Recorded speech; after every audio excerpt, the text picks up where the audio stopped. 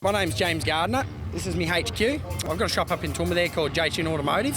Come down drag week, have a bit of race and have a bit of fun, see how we go. I actually bought this car from a bloke out in Warwick about just over 12 months ago for $5,000, and we sort of gave it a quick birthday in the first place and just gave it a quick, it used to be white, gave it just a quick respray white again, had a Holden 6 in it, and it sort of just evolved from there. I said it's only got to get us through 6 months. After 6 months I want to strip it down, do everything. So last Christmas we bare metaled it, and over 12 weeks we built this thing.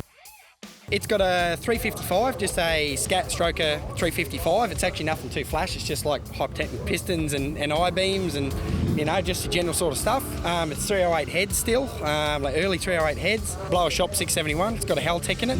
It's on the 85.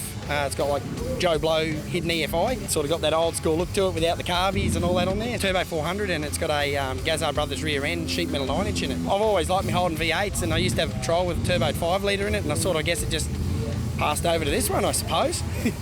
Prior to this, we did about 20 Ks worth of road testing. So in this setup, in this exact layout, like prior to this, we had a little blower on it, and we sort of got rid of the blower. Got a, went to the bigger blower, the injection, all that sort of stuff. Went through the 9-inch, all that. So we'd done about 20 Ks worth of road testing before this, and 1 week out, we actually ended up putting a Aussie Desert Cooler in it, because we found out the first time we went to drive it before we came down that she gets hot on the highway. So we had to do a little bit of maintenance before that. This time, like, we sort of banked off being around a 10.9 with it being untested. We ended up going 11.2 at 120. So we're sort of somewhat there. Maybe a bit cooler day, we might get a 10.9 out of it.